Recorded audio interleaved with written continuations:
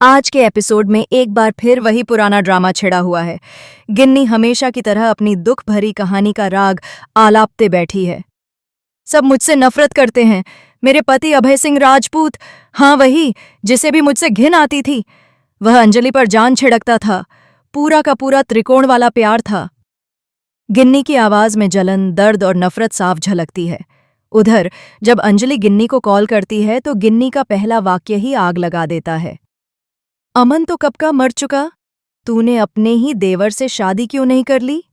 हाँ, अब भी छुप छुप कर प्यार करती है ना, अपने ही जेठ से रिश्ता रख रही है। अंजलि तिलमिला उठती है और चिल्लाती है, शट अप, तेरी तरह गंदी नहीं हूं मैं, और आज की तारीख में तू तो क्रिमिनल बन चुकी है। लेकिन गिन्नी कहाँ चुप रहने वाली थी।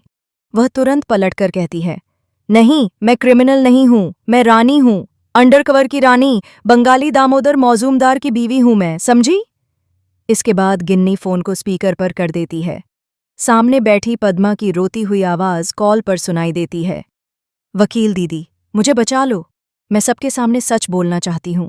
वेद और कली की शादी झूठी थी। पद्मा की आवाज में डर साफ झलकता है। आरती तुरंत फोन छीनकर बोल पड़ती है, गिन्नी मौसी, मैं आरती बोल रही हूं। गिन्नी तड़प कर काटती है, चल हट। कौन मौसी? मैं तेरी मौसी वौसी कुछ नहीं। और सुन, तेरी मम्मी का मेरे पति के साथ नाजायज रिश्ता था, उसी की वजह से मेरी जिंदगी बर्बाद हो गई, मेरा घर टूट गया। गिन्नी की बातों में जहर टपक रहा था। वह आगे कहती है, सालों कोशिश की मैंने इस रिश्ते को बचाने की, लेकिन क्या मिला? अभय ने मुझे छुआ तक नहीं, वह तो हमेशा अंजलि से ही प्यार करता था।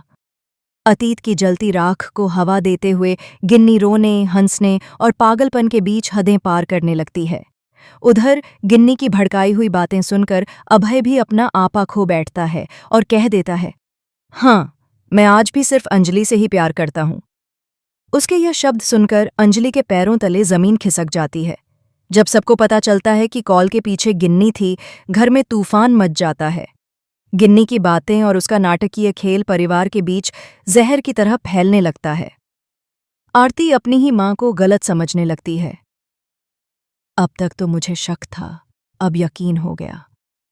मेरे पापा की मौत की जिम्मेदार मेरी मां ही है। इस त्रिकोण प्रेम कहानी ने मेरे पापा को मार दिया। गिन्नी फोन पर पागलों की तरह चिल्लाती है, आरती की शादी नहीं होगी, मैं नहीं होने दूंगी, किसी हाल में नहीं। लेकिन अंजलि अब खामोश रहने वालों में से नहीं।